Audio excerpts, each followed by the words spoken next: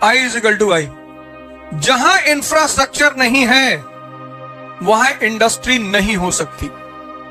तो यूपी को अगर इंडस्ट्रियलाइजेशन करना है तो सबसे पहले क्या करना होगा? इंफ्रास्ट्रक्चर पैदा करना होगा।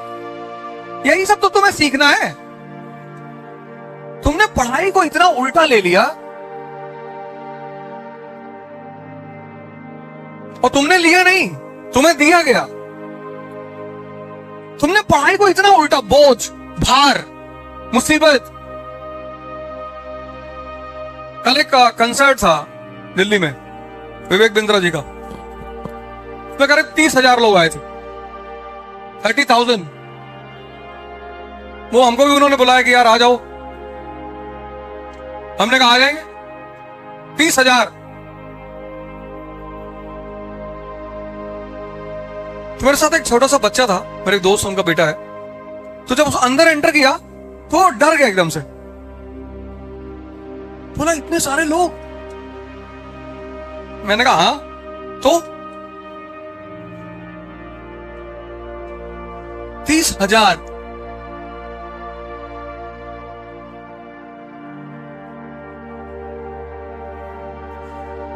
घबराहट कब पैदा होगी?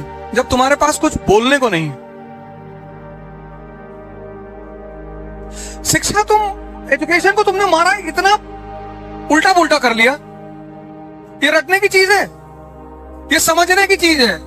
आई इज इक्वल टू आई। अब वो तुमसे इंटरव्यू पूछ ले कि यार अफ्रीका में इंडस्ट्रियलाइजेशन नहीं हुआ, बहुत पैसा गया अफ्रीका में, तुम तुरंत बोलोगे कि सर ये देखो अफ्रीका का मैप, ये तो पॉलिटिकल मैप लगा हुआ है। दोनों पॉलिटिकल है। फिजिकल मैप खोलो अफ्रीका का, 98% प्लेटो, 98% प्लेटो। कहां बनाओगे रेलवे लाइन? नदियां क्या करती है? वाटरफॉल बनाती है। इंटरनल शिपिंग हो ही नहीं सकती। ये 0 डिग्री का पूरा इलाका, ये पूरा फॉरेस्ट है, डेंस फॉरेस्ट, ये पूरा डेजर्ट है। ये डेजर्ट, ये पूरा डेजर्ट, सहारा। ये 0 डिग्री पूरा फॉरेस्ट, ये नीचे कालाहारी डेजर्ट, नामीबिया, पूरा प्लेटो, वाटरफॉल। अफ्रीका में इंफ्रास्ट्रक्चर पॉसिबल है? नहीं। तो जहां इंफ्रास्ट्रक्चर पॉसिबल नहीं है वहां इंडस्ट्री कैसे लगाओगे? नहीं लगा पाओ। ये पढ़ना था, ये सीखना था। पढ़ाई सिर्फ तुम्हारे सीखने की और सोचने की क्षमता का विकास है, बस। तुम्हारी जो देखने की क्षमता है उसका विकास है पढ़ाई। पढ़ाई रटना नहीं है। रटने से तनाव पैदा होता है।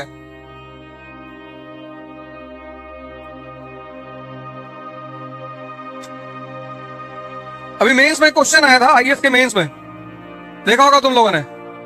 विवाह संस्था खत्म हो रही है। सोचो कितना प्रासंगिक क्वेश्चन उठाया। विवाह संस्था खत्म हो रही है, कमेंट करिए। खत्म होनी ही होनी है भाई। स्त्री अपना घर छोड़ के किसी के पास आ रही है, तो जब तुम अपना घर छोड़ोगे तो किसी ताकत के सहारे पे तो छोड़ोगे। और जिस ताकत के सहारे तुमने छोड़ा, रात में गोली चली, वो बिस्तर के नीचे चला गया, तुमसे कह रहा दरवाजा खोल के देखो, दरवाजा खोल के देखो कौन है।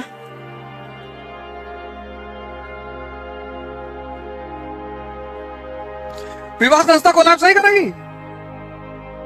तुम घड़ी घड़ी लड़की का मोबाइल चेक करोगे, किसका मैसेज है, किसका फोन है, होगा वे किसी। एक बार तुमने उसको मिस कॉल की, उसने नहीं उठाया, तुमने 400 मिस कॉल मार दी। अरे तुमने एक बार कॉल किया, उसने नहीं उठाया, कोई बात नहीं। अब अगले 15-20 साल मत मिलाओ। जो 20 साल बाद तुमको मिले अपने बच्चों के साथ कि पापा मुझे जबरदस्ती बाहर लेके गया, कोई बात नहीं, रिलैक्स। तेरे 2 हैं, हाँ मेरे 6 हैं।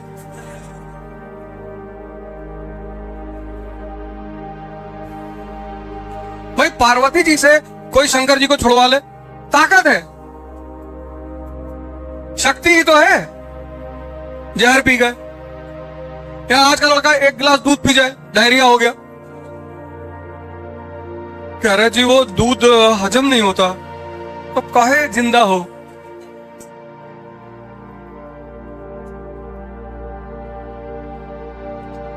तुम चोरी नहीं करते और तुम्हें कोई कहते तुमने चोरी की है, बुरा नहीं लगेगा? स्त्री को जो सबसे ज्यादा चीज प्रिय है धरती पर वो है आजादी, और आजादी सिर्फ ताकतवर आदमी ही दे सकता है, बाकी तो किसी की औकात ही नहीं है। और ये गुटखा खाए हुए लोग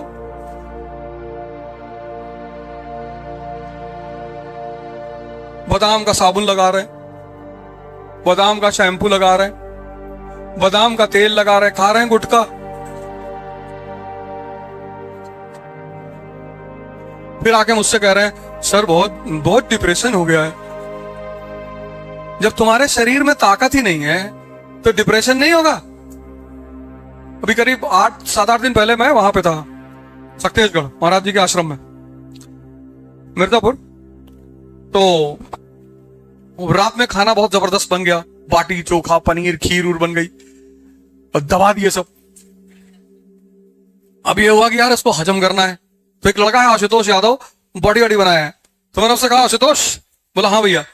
हमने कहा सुबह घूमने चलना है, तो पहाड़ियां हैं चारों तरफ वहां मिर्जापुर में, तो कहा हाँ भैया चलेंगे।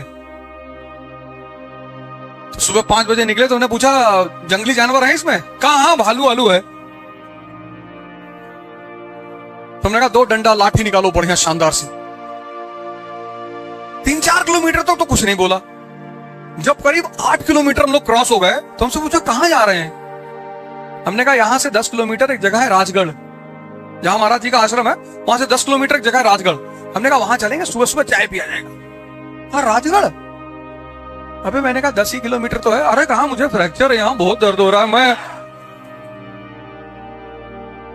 अरे मैंने कहा तुझको मैंने इसलिए निकाला था कि तू बॉडी वॉडी बनाए, तेरे ताकत तेरे अंदर, तू किस क्या कर रहा है?